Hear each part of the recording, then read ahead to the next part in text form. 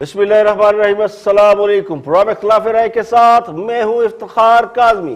कहने वाले तो ये कहते हैं कि ये बात दुरुस्त है कि 70-72 साल का गंद 2-2.5 साल में साफ नहीं किया जा सकता, लेकिन 2-2.5 साल में इतना गंद जरूर डाला जा सकता है जो पिछले 72 सालों में भी ना डाला गया हो। 2018 में जब मुस्लिम लीग नून की हुकूमत रुखसत हुई थी तो चीनी 55 रुपए किलो मिल रही थी। पिछले 70 साल चीनी की कीमत 55 रुपए किलो तक पहुंची और सिर्फ 2.5 साल में 110 से 115 रुपए किलो तक पहुंच चुकी है। चीनी, अद्वियात, पेट्रोलियम में अगर पहले करोड़ों रुपए का फ्रॉड होता था तो अब बात अरबों तक जा पहुंची है। पिछले 72 सालों में डॉलर बड़ी मुश्किल से 100 का हिस्सा अबूर कर पाया और 2.5 साल में डॉलर 160 रुपए तक पहुंच चुका है। स्टेट बैंक की अपनी रिपोर्ट यह कहती है कि पाकिस्तान की पिछली 52 साल तारीख में शरह नमू पहली बार नेगेटिव हुई है। तो बहुत कुछ ऐसा हुआ है जो पिछले 72 साल में नहीं हुआ। जो कर्जे पिछले हुकूमतों ने मिलकर 30,000 अरब तक लिए, उन कर्जों में तरक्याती काम भी किए और सड़कें, पुल और बिजली के कारखाने भी लगाए, लेकिन मौजूदा हुकूमत ने सिर्फ 2 साल में इन कर्जों में 50% इजाफा कर दिया है। अब खान साहब ये भी कहते हैं कि महंगाई की वजह तजारती खसारा है, तो आगे चलकर हम तजारती खसारे पर भी बात करेंगे। खान साहब ने नवाज शरीफ पर 300 अरब रुपए चोरी करने का इल्जाम लगाया था, वो भी इस बुनियाद पर कि नवाज शरीफ या उनकी जमात किसी न किसी सूरत में पिछले 25-30 साल से बरसरे इख्तिदार रही है, जबकि मौजूदा हुकूमत का कोई एक स्कैंडल भी उठा के देख ले, आपको न लाखों में मिलेगा न करोड़ों में मिलेगा। बात अरबों में बल्कि कई अरब में जाकर रुकती है। कोई स्कैंडल भी 300-400 अरब से कम का नहीं है। चीनी चोरों को 400 अरब रुपए से ज्यादा का फायदा।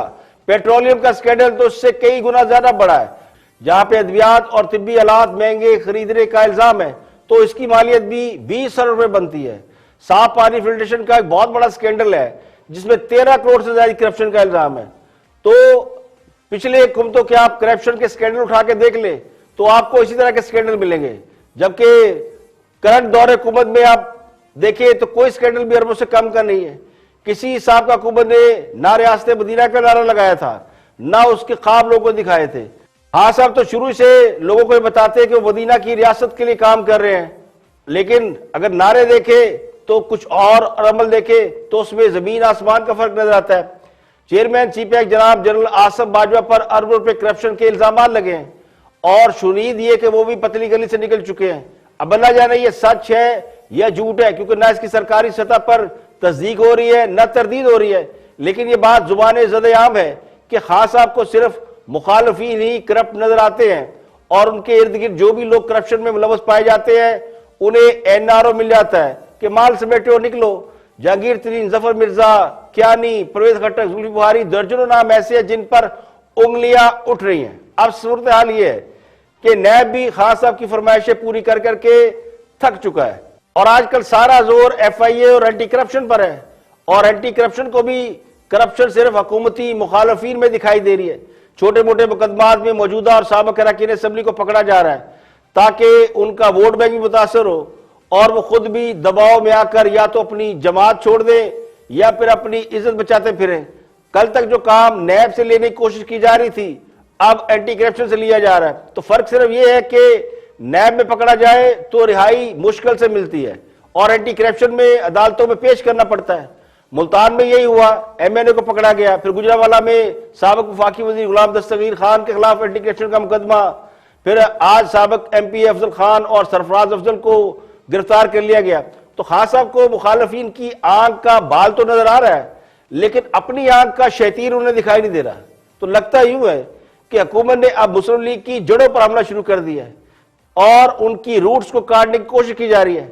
अब FIA के एक अफसर सजाद बाजवा जो चीनी इंक्वायरी कमीशन के लिए FIA की तरफ से मेंबर थे, उन पर भी हुकूमत के सियासी मुखालफिन को फिक्स करने के लिए दबाव डाला गया और इनकार पर उन्हें फारिग कर दिया गया। तो ये केस भी अपनी मिसाल आप है जिसमें FIA के मुअत्तल अफसर सजाद बाजवा ने वज़ीर-ए-आज़म इमरान खान और प्रिंसिपल सेक्रेटरी आजम खान और शहजाद अकबर पर शुगर माफिया को 400 अरब का फायदा पहुंचाने का इल्जाम लगाया। अब एक सरकारी अफसर जो कि इंक्वायरी कमीशन टीम का मेंबर था, वो अगर हुकूमत पर इल्जाम लगाता है जिसके पास वफाकी वजीर खुसरो मुख्तियार की शुगर मिल का ऑडिट करने की जिम्मेदारी थी। तो सज्जाद बाजवा एफआईए की उस 11 रुकनी टीम में शामिल थे जो शुगर इंक्वायरी कमीशन के लिए बनाई गई थी। अब जब एफआईए के अफसर ने चीनी की अफगानिस्तान स्मगलिंग पर सवाल उठाया और स्टेट बैंक, एससीसीपी और एफपीआर के नेक्सस पर किरदार पर सवाल उठाए और शुगर कार्टेल को बेनकाब किया, तो ताकतवर माफिया ने फारिग कर दिया। उसके बाद इंक्वायरी कमीशन बनाया गया। तो बकौल उस एफआईए के अफसर के उस इंक्वायरी कमीशन का मकसद कीमतों को नीचे लाना नहीं था बल्कि कुछ और था। अब वो अपना मुकदमा लेकर अदालतों में जा रहे हैं ताकि चीजें डॉक्यूमेंटेड हो सके। तो कहने वाले ये भी कहते हैं कि एंटी करप्शन का महकमा चूंकि वजारत दाखिला के मातहत है, तो अब जो गिरफ्तारियां हो रही हैं उनके पीछे भी शहजाद अकबर साहब का नाम आ रहा है और जिन साहब को डीजी एंटी करप्शन लगाया गया उनके खिलाफ भी करप्शन का मुकदमा दर्ज है। तो कोई भी नहीं कहता कि माजी में करप्शन नहीं हुई या अब नहीं हो रही, लेकिन लगता यूं है कि जो माजी में करप्शन का लेवल था उससे अब कहीं ज्यादा हो रही है। ये अदाद-ओ-शुमार बताते हैं, अखबारात की रिपोर्ट बताती हैं, हुकूमत के इत्तेहादी भी ये बात कह चुके हैं और ये बात जुबान ज़द-ए-आम है कि करप्शन की वजह से महंगाई आसमान को छू रही है। सरमायाकार पाकिस्तान में सरमायाकारी से घबरा रहा है। सी पैक पर बहुत बड़ा सवालिया निशान लग चुका है। ना इस बात पर तहकीकात हो रही है कि सी पैक किधर गया। इलेक्शन पर रोज हमारे सामने कोई ना कोई कंपनी आती है, सर्वे निकाल के दे देती है, खास अब इतने पॉपुलर है, फलां जमात जीत रही, फलां जमात जीत रही है। लेकिन महंगाई, करप्शन, लूट खसूट, रिश्वत, बेरोजगारी, गुर्बत पर सर्वे क्यों नहीं सामने आते? उस पर सर्वे क्यों नहीं कराए जाते? क्योंकि इससे हुकूमत की कारकर्दगी का पोल खुल सकता है। और खान साहब ने पिछले दिनों करप्शन के हलाल और हराम का फर्क भी बता दिया था जब उन्होंने वज़ीर आला पंजाब उस्मान बुज़दार की तरफ से उनके अपने रिश्तेदारों को नौकरियां देना जायज करार दिया था। बकौल हुकूमत 2-2.5 साल से करप्शन बंद है। असम्बली में फरिश्ते बैठे हैं, अरबों रुपए, अरबों डॉलर की इमदाद मिल रही है और डॉलरों में ही कर्ज लेने के बावजूद ना गुर्बत खत्म हो रही है, ना तरक्याती काम हो रहे हैं, ना लोगों को रोजगार मिल रहा है, ना कारोबार चल रहे हैं, ना नौकरियां मिल रही हैं, ना मुआशरत अपने पांव पर खड़ी हो रही है, ना महंगाई में कोई कमी आ रही है। और सोने पर सुहागा ये कि आज वज़ीर आज़म साहब ने महंगाई के बारे में एक और इंकशाफ कर दिया कि मुल्क में महंगाई की जो असल वजह है वो कोई और नहीं थी, वो ट्रेड डेफिसिट है। पूछें कि महंगाई के पीछे वजह क्या थी? सबसे बड़ी वजह यह कि जो ट्रेड गैप था पाकिस्तान का, कि कितनी पाकिस्तान के अंदर इंपोर्ट्स आ रही हैं और पाकिस्तान कितनी एक्सपोर्ट्स कर रहा है, उसमें इस मुल्क की तारीख का वो खसारा था 40 अरब डॉलर का, जो आज तक कभी मुल्क इसके करीब भी नहीं गया। जब 40 अरब डॉलर का ट्रेड गैप हो तो उसमें मुल्क के करेंसी ने तो गिरना ही है। और करेंसी को कैसे बचाया हुआ था? पहले ही हमारे पास रिजर्व्स कम थे, फॉरेन करेंसी रिजर्व्स, वो रिजर्व्स भी बिल्डअप कर रहे हैं कर्जे लेके रिजर्व्स बिल्डअप कर रहे हैं और वो रिजर्व्स को खर्च कर रहे हैं रुपए को स्टेबल रखने के लिए। और वो जो पैसा तकरीबन मेरे ख्याल में 15 या 20 अरब डॉलर इन्होंने 5 साल में सिर्फ फेंका रुपए को ऊपर रखने के लिए, उससे कि आर्टिफिशियली रुपए को ऊपर रखा, रिजर्व्स भी अपने ज़ाया कर दिए और सबसे ज़्यादा नुकसान अपनी एक्सपोर्टर्स को और अपनी इंडस्ट्री को पहुंचाया। क्योंकि इंपोर्ट सस्ती हो गई है, एक तो इंडस्ट्री उधर मार खा गई और जब एक्सपोर्ट्स महंगी हो गई तो एक्सपोर्ट्स हो नहीं रही थी तो हमारी एक्सपोर्ट्स भी गिर गई। तो जो हमें पाकिस्तान मिला था वो सबसे मुश्किल हालात में, और ये बिल्कुल ठीक कह रहा है कि असद उमर ने मुझे जब फाइनेंस मिनिस्टर थे तो उन्होंने मुझे बताया कि हम लोगों को बता नहीं सकते कि हमारे पास पेमेंट्स देने के पैसे नहीं हैं, क्योंकि अगर लोगों को पता चल जाएगा तो रुपए के ऊपर रन हो जाएगी, यानी रुपया और गिर जाएगा। इसलिए हम बड़े मुश्किल वक्त से गुजरे थे और हमारे बाहर के दोस्तों ने हमारी उस वक्त मदद की जिसकी वजह से हम डिफ़ॉल्ट से बच गए। और डिफ़ॉल्ट आपको पता है, डिफ़ॉल्ट का मतलब ये कि रुपए के ऊपर सीधा प्रेशर रुपए पे जाना था, हमारी बाहर ट्रेडिंग रुक जानी थी, एक्सपोर्ट्स रुक जानी थी और रुपए ने और मज़ीद गिर जाना था। तो अल्लाह ने हमें उस बड़े मुश्किल वक्त से निकाला। पंजाबी की एक मिसाल है कि नानी ने खसम कीता बुरा कीता और करके चढ़िया और बुरा कीता। या फिर ये कहते हैं कि उजरे गुनाह बदतरज गुनाह। जो जस्टिफिकेशन वज़ीर महंगाई की दे रहे हैं वो जस्टिफिकेशन मेरे नज़दीक दुरुस्त नहीं है। कभी ये फरमाते थे कि महंगाई का जिम्मेदार माफिया है, कभी ये फरमाते हैं महंगाई की वजह तजारती खसारा है, यानी 40 अरब डॉलर का तजारती खसारा होने की वजह से डॉलर महंगा हुआ। अब पता नहीं प्राइम मिनिस्टर को ऐसी बातें कौन समझाता है कि तजारती खसारा मुस्लिम लीग नून के दौर में जो बढ़ा था वो 1 से 1.5 साल के लिए बढ़ा था। वैसे तजारती खसारे के अगर बैकग्राउंड आप देखें तो पिछले 15 साल में तजारती खसारा $1.5 अरब से बढ़कर $37 अरब तक पहुंचा। ये $40 अरब वैसे भी नहीं गया था। तो पीपल पार्टी के दौर में ये तजारती खसारा $19 अरब था और मुस्लिम लीग नून के दौर में ये तजारती खसारा $17 अरब बढ़ा। ये टोटल 37.58 अरब तक खसारा गया, यानी 2019 तक ये टोटल तजारती खसारा था। अब इसकी वजूहात दर्जनों हैं, कोई एक आध नहीं है। बेशक आप उसके बारे में ये कहेंगे कि तजारती खसारा बहुत ज्यादा था, क्योंकि दोनों हुकूमतों ने जो इन्हिसार किया वो किया था दरामदात के ऊपर। तो उसकी एक सबसे बड़ी वजह यह थी कि जनरल मुशर्रफ के दौर के आखिरी सालों में पाकिस्तान के अंदर बिजली का बहरान शुरू हुआ, उसके बाद दहशतगर्दी की एक लहर आई। ये दो बड़े फैक्टर थे जिसने पाकिस्तान की एक्सपोर्ट को मुतासर किया। पाकिस्तान के अंदर मैन्युफैक्चरिंग बंद हो गई, तो जो हुकूमतें आई उन्होंने मामलात को चलाने के लिए दरामदी पॉलिसी पर इन्हिसार किया।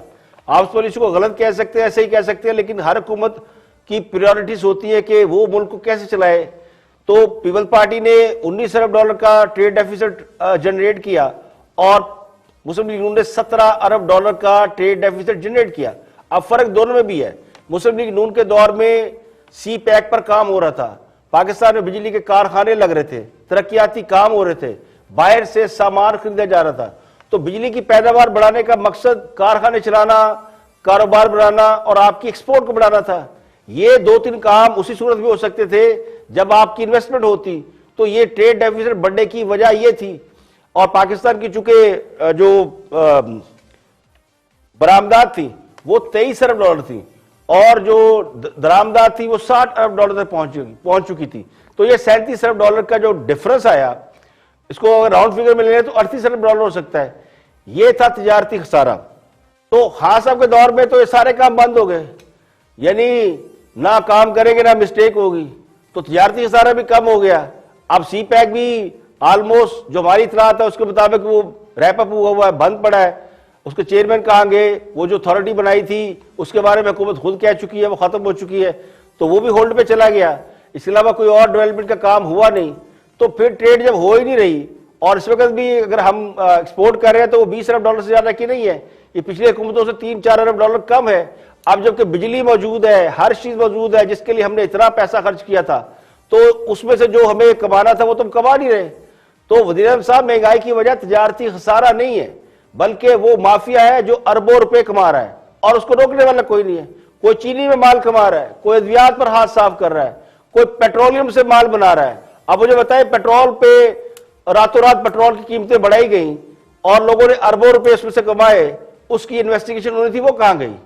सीमेंट और सरिये में बहुत शोर मचाया जा रहा है, काम हो रहा है, उसमें से भी लोग पैसे कमा रहे हैं। कोई पूछने वाला है कि सीमेंट कितने का, सरिया कितने का और कीमतें ऊपर क्यों गई हुई हैं? खाने पीने की अशिया की ज़हरीअंदोज़ी करके उसकी पहले किल्लत पैदा करते हैं, फिर मुंह मांगे दामों सप्लाई करते हैं।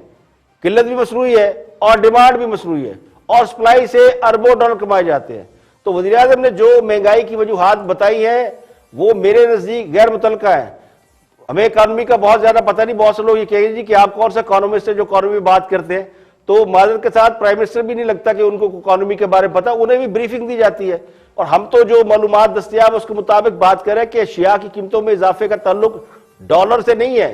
कोई बाहर से आई चीजें महंगी नहीं हो रही जो हम डॉलर में खरीद रहे और यहाँ महंगी हो रही है, ना इसका तजारती खसारे से कोई वास्ता है। अब वज़ीर-ए-आज़म ये भी कहते हैं पिछली हुकूमतों ने अरबों डॉलर कर्ज लेकर मुल्क को मकरूज कर दिया। तो पिछले दौर हुकूमत में जो कर्जे लिए गए थे उनसे जो बहुत बड़ा काम हुआ वो बिजली की किल्लत को खत्म किया गया। आज मुल्क में लोड शेडिंग नहीं होती, तो ये उसी पैसे की मरहून मिन्नत है। फिर तरक्याती मनसूबे सबको नजर आ रहे हैं कि मुल्क में किस तरह सड़कों के जाल बिछाए गए, पुल बनाए गए, इंफ्रास्ट्रक्चर को बिल्ड किया गया ताकि मुल्क में कारोबार हो, मुल्क की सनत का पहिया चले। आज इंडस्ट्री की 100% बहाली के जो दावे किए जा रहे हैं वो भी इसलिए किए जा रहे हैं कि बिजली का मसला हल हो चुका है। जो कर्जे लिए गए उनका मकसद जब पूरा होने का वक्त आया तो हुकूमत ने कोई प्लानिंग नहीं की, पिछली हुकूमत को चलता किया जिन्होंने काम करना था, तो जो काम चल रहा था उसे भी बंद कर दिया गया। तो पिछली हुकूमत ने तो मनसूबे भी लगाए, अवाम का चूल्हा भी ठंडा नहीं होने दिया और अब हाल ये है कि लोगों के चूल्हे भी बुझे हुए हैं और हम ये दावे कर रहे हैं कि जी ट्रेड डेफिसिट ना होता तो पता नहीं महंगाई ना होती। बिल्ली बिलाखिर थैले से बाहर आ गई। हुकूमत ने अपोजिशन को बिलवास्ता मुज़ाकरात की दावत दे दी है। शेर रशीद ने आज अपने एक बयान में कहा है कि अपोजिशन इमरान खान से बात करे। तो एक तरफ तो खास साहब बार बार ये कह रहे हैं कि वो करप्ट लोगों से बात नहीं करेंगे और बकौल हुकूमत अपोजिशन सारी की सारी करप्ट, जबकि इसमें से बहुत से लोगों को गद्दारी के सर्टिफिकेट भी दिए जा चुके हैं। तो खास साहब तो उनसे हाथ मिलाने को भी तैयार नहीं थे। अब शेर रशीद के जरिए अपोजिशन को मुज़ाकरात की दावत क्यों दी जा रही है? तो लगता यूं है कि हुकूमत अपोजिशन से मुज़ाकरात की शदीद ख्वाहिश रखती है और अंदर से हुक्मरान जमात अपोजिशन से बात करने के लिए मरे जा रही है, ऑलमोस्ट डाइंग। लेकिन अपोजिशन ये ऐलान कर चुकी है कि हुकूमत से उनकी कोई बात नहीं हो सकती। नवाज शरीफ ये कह चुके हैं उनकी लड़ाई खान साहब से है ही नहीं। तो खान साहब ने यह भी महसूस कर लिया कि अपोजिशन उनसे बात ही नहीं कर रही। तो अब शेर रशीद के जरिए अपोजिशन को दाना फेंका है, जबकि कल ही उन्होंने इंतखाबी इस्लाहात का भी ऐलान किया और इस ऐलान के जरिए अपोजिशन को एक बड़े इम्तिहान में डालने की कोशिश की कि अपोजिशन साथ आए तो ही इंतखाबी इस्लाहात मंजूर होगी। तो लगता है कि बात अब तरले मिन्नतों पर आ गई है कि कोई सानू भी पूछ लो। पीडीएम ने हालिया इजलास के बाद इस बात का ऐलान किया है कि वह हुकूमत से मुज़ाकरात नहीं करेंगे। अपोजिशन वाज़ेह तौर पर रियासती इदारों से बात करने के इशारे दे रही है और रियासती इदारों को ही इस मामले में जामन समझती है। तो शेर रशीद ने आज क्या कहा? मौलाना फजलुर रहमान साहब, पाकिस्तान की और अपोजिशन की बेहतरी इसी में है कि इमरान खान समेत सब लोगों से बात की जाए। अगर आप सिटिंग प्राइम मिनिस्टर से बात नहीं करेंगे तो आपका नवाज शरीफ का बयानिया तो दफन हो जाएगा। आप देखें ना, आप कहते हैं हम दूसरे लोगों से बात करेंगे, वो कहते हैं कि सारा काम दूसरे लोगों ने खराब। एक तरफ हो ना, या हाथ आसमान पे लगाएं या पाँव जमीन पे लगाएं। लास्ट क्वेश्चन, मुझे नहीं पता भाई, उसका मुझे नहीं पता। तो हुकूमत और अपोजिशन में मुज़ाकरात का मतलब अगले इलेक्शन हो सकता है, लेकिन अपोजिशन जो मुज़ाकरात करना चाहती है वो हुकूमत को घर भेजने के हवाले से है। और जाहिर है अपोजिशन इसके लिए उन ताकतों की तरफ देख रही है जिनके बारे में अपोजिशन का ये गुमान है या फिर उन्हें किसी हद तक यकीन है कि वही खान साहब को इक्तदार में लेकर आने वाले हैं। और ये मुज़ाकरात अब सिर्फ हुकूमत की रुखसती के तरीकेकार पर ही हो सकते हैं। ये बात खान साहब को भी समझ में आ रही है कि अगर हुकूमत को मेहरबानों की मदद ना मिली तो अपोजिशन उन पर हावी हो जाएगी। इसलिए अब अपोजिशन को मुज़ाकरात का दरवाजा भी दिखाया जा रहा है। खान साहब कभी नहीं चाहेंगे कि अपोजिशन से उनके मुतालबात पर मुज़ाकरात करें या अपोजिशन की विकेट पर जाकर खेलेंगे। तो शेर रशीद के बयान का अगर बारीक बीनी से जायजा लिया जाए तो एक और बात भी समझी जा सकती है कि अपोजिशन जिन कुव्वतों से मुज़ाकरात करना चाहती है वो ये चाहते हैं कि मुज़ाकरात अगर होना है तो हुकूमत के साथ हों। बावजूद इसके कि बहुत से जरा इस बात की तस्दीक कर रहे हैं कि एस्टेब्लिशमेंट अपोजिशन के साथ मिलकर रास्ता निकालने को तैयार है और वो रास्ता वाज़ेह तौर पर खान साहब और उनकी हुकूमत के लिए कोई अच्छा नहीं हो सकता। या फिर यह समझा जा सकता है कि अपोजिशन को महज मुज़ाकरात की राह दिखाई जा रही है कि आज हो या कल हो मुज़ाकरात सिर्फ हुकूमत से ही होंगे। शायद इसीलिए अपोजिशन भी एक मोमेंटम बिल्ड करने की कोशिश कर रही है कि जहां हुकूमत से अगर मुज़ाकरात हो तो हुकूमत की शराइत पर ना हो, अपोजिशन को हुकूमत की विकेट पर जाकर ना खेलना पड़े, बल्कि अपोजिशन की शराइत पर हो। तो तहरीक के अगले मरहले में जब अपोजिशन सड़कों पर निकलेगी, इन हाउस तब्दीली के मरहले से गुजरेगी या फिर असम्बलियों से इस्तीफे देकर लॉन्ग मार्च और धरने के ऑप्शन इख्तियार करेगी, तो इन हालात में अगर एस्टेब्लिशमेंट ने मुकम्मल तौर पर गैर जानबदारी इख्तियार कर ली तो फिर खान साहब के लिए ठहरना मुश्किल हो जाएगा। इसलिए सूरत हाल को डिफ्यूज करने के लिए कोशिशें शुरू कर दी गई हैं और यूं भी लगता है कि खान साहब अब अपनी हिकमत अमली भी तब्दील कर रहे हैं। हुकूमत से मुज़ाकरात की तजवीज़ को चुके अपोजिशन ऑलरेडी रिजेक्ट कर चुकी है। तो खान साहब को अच्छी तरह मालूम है कि अपोजिशन उनसे इस मौके पर मुज़ाकरात नहीं करेगी, तो अब वो हाई मॉरल ग्राउंड लेने की कोशिश कर रहे हैं।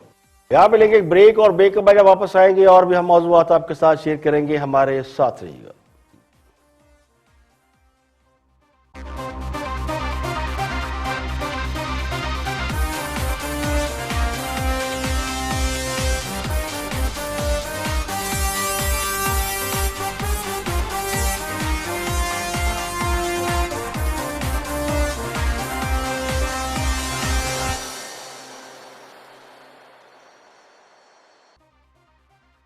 Welcome back. आप देख रहे हैं प्रोग्राम खिलाफ रहे और मैं इफ्तिखार काज़मी। ब्रेक के बाद हाजिर खिदमत है। पॉलिटिकल सिचुएशन के ऊपर बात कर रहे हैं। सीनियर तजज़ियाकार है मुजीबुर रहमान शामी और मुज़ाकरात की बात हो रही है कि हुकूमत और अपोजिशन को मुज़ाकरात करने चाहिए नहीं करने चाहिए, अपोजिशन का स्टैंड क्या होना चाहिए। शामी साहब का तजज़िया सुनते हैं, देखते हैं कि वो क्या फरमाते हैं। थे सहाफ़ी ने कुछ सवाल भी उनसे किया। पीडीएम की जो बैठक हुई है उसके बाद, तो उसमें कई खबरें अब सोशल मीडिया पर आ रही हैं, जिसमें एक नुकता ये भी है कि मौलाना ये फरमा रहे हैं कि वज़ीर-ए-आज़म से बातचीत नहीं होगी किसी मामले पर भी। तो किससे होगी? देखिए, बातचीत तो करनी पड़ेगी वज़ीर आज़म को अपोजिशन से, अपोजिशन को वज़ीर आज़म से, दोनों को एक दूसरे को तस्लीम करना पड़ेगा। कोई ये राय देता है कि अदलिया ज़ामिन बने, कोई कहता है कि कोई और इदारा ज़ामिन बने। अदलिया का कोई काम नहीं, ये तो गैर दस्तूरी बात है। अदलिया का कोई काम नहीं है जमानत देने से, और कि फौज का कोई काम नहीं है जमानत देने से। वो अदारे के तौर पे शरीक इस तरह, हाँ अगर वजीर आजम चाहें कि फौज उनकी मुआवनत करे, जिस तरह राहील शरीफ साहब को नवाज शरीफ साहब ने कहा था, फिर उससे करगुजरनी चाहिए। अगर वो दरखास्त करें, हालांकि अदलिया का काम नहीं है, लेकिन वजीर आजम कहें चीफ जस्टिस से कि आपकी कोई रहनुमाई दरकार है कि कानूनी मामलात में, वो तो हो सकता है, लेकिन रेफरेंस कर दें। मगर ऐसा नहीं होता। अदलिया को अदलिया का काम करना चाहिए, हुकूमत को हुकूमत का करना चाहिए। हमारे सियासतदानों को जामिन की क्यों हर वक्त तलाश होती है? ये फिर क्या करें? ऐसा कोई कौमी डायलॉग हो, कोई इंतखाबी अमल हो या कोई भी अहम मामला हो, वो जामिन चाहिए। तो बातों का जमानत मंजूर नहीं होती ना, फिर वो गिरफ्तार जाना होना पड़ता है उनको। तो अपोजिशन और हुकूमत सही है, दोनों जो हैं, देखिए उनकी अपना एक वजूद है सोसाइटी में, एक दूसरे की नफी करके जिंदा नहीं रह सकते। ये बुनियादी हुए बीमार जिनके सबब उसी अतार के लौंडे से दवा लेते हैं। या एक और मिसाल है कि सारी रात रोंदे रहे तो मरिया कोई नहीं। अगर अपोजिशन ने हुकूमत से और हुकूमत ने अपोजिशन से मुज़ाकरात करना होते तो फिर इतना हंगामा क्यों बर्पा किया जाता। हाँ साहब तो खुद दर्जनों बार ये कह चुके हैं कि अपोजिशन से बात नहीं हो सकती क्योंकि वो एनआरओ मांगती है, और अपोजिशन जब भी हुकूमत से मुज़ाकरात की बात करती है तो जवाब यही मिलता है कि किसी को एनआरओ नहीं देंगे। तो इसी वजह से बात अब जल्द से जुलूसों, तहरीक और आगे तक निकल गई है। अपोजिशन पिछले 2-2.5 साल मार खाने के बाद अब बाहर निकली है, और पिछले चंद हफ्तों में सियासी तौर पर अपोजिशन ने खासा गेन किया है, खासी मजबूत हुई है। वैसे भी मुज़ाकरात चूंकि किसी ताकतवर और कमजोर में नहीं होते, मुज़ाकरात हमेशा बराबर के लोगों में होते हैं। तो इसी वजह से तो खास साहब अपोजिशन को घास नहीं डाल रहे थे क्योंकि अपोजिशन दीवार से लगी हुई थी। अब अपोजिशन इस पोजीशन में आ गई है तो हर तरफ मुज़ाकरात की बातें होने लगी हैं। तो जहां तक इदारों को इसमें शामिल करने का ताल्लुक है तो उसकी भी एक बहुत बड़ी वजह है कि ये इदारे ही थे जिन्होंने पिछली हुकूमतों पर सबसे ज्यादा तहफ़्फ़ुज़ात ज़ाहिर किए थे। इदारों को सबसे ज्यादा फिक्र थी कि हुकूमत की मईशत खराब है, इनकी इकोनॉमिक पॉलिसी ठीक नहीं है, करप्शन है, ये वॉट एवर। तो इसलिए अब उनसे अपोजिशन ये गुजारिशात कर रही है कि वो अपनी इस बात पर गौर करें कि जो फैसले उन्होंने किए थे क्या उससे मुल्क का कोई फायदा हुआ है या नुकसान हुआ है। तो जब तक इस बात का तयन नहीं हो जाता और तजर्बात बंद नहीं हो जाते तो मुल्क मसाइल का इसी तरह शिकार होता रहेगा। और इसलिए बॉल स्टेक होल्डर के पास है क्योंकि तहफ़्फ़ुज़ात भी सबसे ज्यादा उन्हीं ने जाहिर किए थे। इसी हवाले से हुकूमत का वर्जन भी देखते हैं। अली मोहम्मद खान पार्लिमानी अमूर के मिनिस्टर है और वो क्या कह रहे हैं कि हुकूमत मुज़ाकरात क्यों नहीं करती या करना चाहती या नहीं करना चाहती, तो वजह क्या है। वॉच अली मोहम्मद खान। आप माइंड ना कीजिएगा अली भाई, मैं सिर्फ ये कहना चाहूंगा कि आप लोग भी कुछ थोड़ा अपने स्टाइल को चेंज करें। आप भी हर जगह बिला वजह जो है वो आर्मी चीफ को भी तंग करते हैं। वो इतने अहम मामलात में बैठे होते हैं, पॉलिटिकल मामलात में, सिर्फ इस वजह से कि ऑपोजिशन समझती है कि आपको बुग़्ज़ ऑपोजिशन है, आप इनसे बात करना नहीं चाहते। प्राइम मिनिस्टर चाहे पॉलिटिकल मामला हो, गिलगित बल्तिस्तान का हो, कोई और कश्मीर का मामला हो, उसमें आर्मी चीफ का होना बड़ा जरूरी है। लेकिन सर मेरी बात तो सुन लें, मेरी बात तो सुन लें सर, सुने ना, उसमें आप प्राइम मिनिस्टर सामने नहीं आते। हाँ जी सुने आप मुझसे बात करें ना, आप इसलिए मेरे से बात करें, मैं इसलिए आपसे बात करूं कि मैं मान रहा हूं कि कामरान शायद है और ये एंकर है। आप मान रहे हैं कि मैं अली मोहम्मद हूं और मैं पीटीआई का एक इलेक्टेड। ठीक है जी, अगर आप ये कहें कि अली मोहम्मद एमए नहीं है, मैं इसको मानता ही नहीं हूं, मैं कैसे आपसे बात करूंगा। देखें, अगर आप कहते हैं कि आपका पॉइंट मैं निफिया साहब के पास लेके आता हूं, ठीक है, अगर आप कहते हैं कि हमने बात ही नहीं करनी, बिल्कुल तो फिर ठीक। आप हमसे गिला क्या? दूसरा, अगर आप समझते हैं कि वाकई धांधली भरी हुकूमत थी तो 2.5 साल आपके पैरों में मेहंदी लेके है सुप्रीम कोर्ट में क्यों नहीं गए? सुप्रीम कोर्ट तो आजाद है। हम जब गए थे, हमने जब पिटीशन डाली थी, अब इनको पता है कि इनके तिलों में तेल नहीं है, इनके पास कुछ नहीं है। 9 इनकी पिटीशंस हैं, 242 के सर आपका पॉइंट आ गया। अब देखिए, जिस तरह कौवे को सारी दुनिया सफेद कहती रहे, कौवा सफेद नहीं हो जाता। दिन को अगर कोई रात कहेगा तो क्या रात हो जाएगी, चांद को अगर कोई सूरज कहेगा तो सूरज हो जाएगा। तो बहुत सी चीजें हकीकत होती हैं, हकायक को झुटलाया नहीं जा सकता। हाँ साहब को कोई इलेक्टेड कहे या सिलेक्टेड कहे या रिजेक्टेड कहे, वो प्राइम मिनिस्टर है और प्राइम मिनिस्टर की कुर्सी पर बैठे हैं। तो महज ये कह रहे थे कि चूंकि अपोजिशन उन्हें इलेक्टेड नहीं मानती इसलिए वो अपोजिशन से बात नहीं कर सकते, ये दलील दुरुस्त नहीं है। अपोजिशन के नाम मानने से क्या वज़ीर आज़म के वो इख्तियारात इस्तेमाल नहीं कर रहे? वज़ीर आज़म तो वो है, हाँ सब वज़ारत उज़्मा बैठे हुए हैं, क्या वो वज़ारत उज़्मा एंजॉय नहीं कर रहे?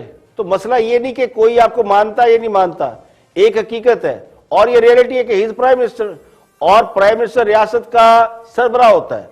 कोई इसे तस्लीम करे या ना करे, ये हकीकत नहीं बदल सकती। उसकी आप लाख वजूहात बताए, जी वो यूं आए वो यूं आए, लेकिन वो प्राइम मिनिस्टर है। अब अगर खास साहब चाहते तो क्या हो सकता था? वो सियासी मुखालिफिन को साथ लेकर चल सकते थे, लेकिन उन्होंने ये साबित किया कि वो सियासत को क्रिकेट मैच समझकर खेल रहे हैं और खुद को भी वो अपने आप को अपोजिशन लीडर ही समझते हैं। अब मेरे नजदीक हुकूमत ने ये जवाब घड़ रखा है कि अपोजिशन खान साहब से इसलिए बात नहीं करती कि अपोजिशन उन्हें प्राइम मिनिस्टर नहीं मानती, सिलेक्टेड कहती है। तो वो सियासी जमातें जो उन्हें सिलेक्टेड नहीं कहती, उनसे खान साहब के कौन सा बड़े दोस्ताना ताल्लुकात हैं, कौन सा आइडियल ताल्लुकात हैं? इत्तेहादी भी रोते फिर रहे हैं और मजबूरी का बंधन ना होता तो अब तक शायद बोरिया बिस्तर समेट चुके होते। यहां पे लेंगे एक ब्रेक और ब्रेक के बाद वापस आएंगे और भी हम मौजूआत आपके साथ शेयर करेंगे। हमारे साथ रहिएगा।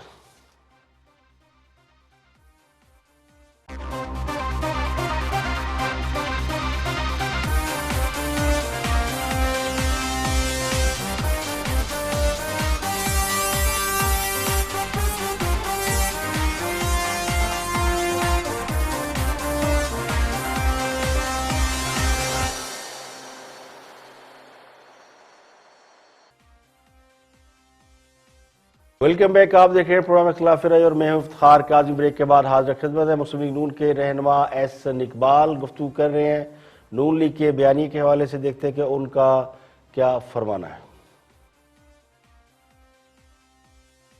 मगर एहसन इकबाल साहब, मगर आप बहरहाल एक बंद गली में हैं, हुकूमत से मुज़ाकरात करने नहीं है, हुकूमत भी आपसे मुज़ाकरात के लिए तैयार नहीं है। इदारों से पहले कहा जाता है कि जी हमसे राब्ते हुए हैं, हम करेंगे मगर खुफिया नहीं होंगे, मगर फिर इदारों के सरबराहों के नाम दोबारा ले देते हैं नवाज शरीफ साहब। तो इदारों के सरबराहों के पास या इदारों के पास भी आप गुंजाइश नहीं छोड़ रहे हैं। जब आप कहते हैं हुकूमत के पीछे से हटें, आप खुद सबको भी बंद गली में डाल रहे हैं, खुद भी बंद गली में जा रहे हैं। नहीं, बंद गली नहीं है। देखिए, एक बात मैं दोबारा दोहराना चाहता हूं, पहले भी आपसे बात हुई थी। पाकिस्तान इस वक्त खुद एक बंद गली में लाके खड़ा कर दिया गया है। 2018 की जो एक बंदोबस्त लाया गया था, क्योंकि ये लोग अनाड़ी थे, ना तजुर्बेकार थे, मुल्क नहीं चला। इस वक्त पाकिस्तान बंद गली में है। हमने पाकिस्तान को इस बंद गली से निकालना है और पाकिस्तान को जो पिछले 72-73 साल का निजाम चल रहा है उससे निकालना है, उसके मलबे से, उसके बोझ से निकालना है। क्योंकि हम ये देख रहे हैं कि पाकिस्तान में मुसलसल 5-10 साल के बाद एक दोबारा क्राइसिस पैदा हो जाता है, जिसकी बुनियादी वजह यह है कि यहां पर एक बंदोबस्ती निजाम चल रहा है। यहां पे आइन के मुताबिक हुकूमत को नहीं चलने दिया जा रहा, ना आइन के मुताबिक जमहूरियत को चलने दिया जा रहा है। हर इदारे को अपना काम करना है। पार्लियामेंट अलहदा काम करे, जुडिशरी अपना काम करे, फौज अपना काम करे, अदलिया अपना काम करे, जो प्राइवेट सेक्टर अपना काम करे, मीडिया अपना काम करे। एक पॉजिटिव सिनर्जी आइन के तहत जो स्कीम है उसको हम क्रिएट करें, क्यों नहीं कर। एक तरफ तो अपोजिशन हुकूमत को घर भेजना चाहती है और दूसरी तरफ यह भी चाहती है कि किसी भी हुकूमत को गैर आईनी तरीके से घर ना भेजा जाए। जब नवाज शरीफ की हुकूमत थी तो इदारे ये कह रहे थे कि हुकूमत नहीं चल रही, मईशत नहीं चल रही। अब इमरान खान की हुकूमत है तो सियासी जमातें ये बात कर रही हैं कि हुकूमत नहीं चल रही।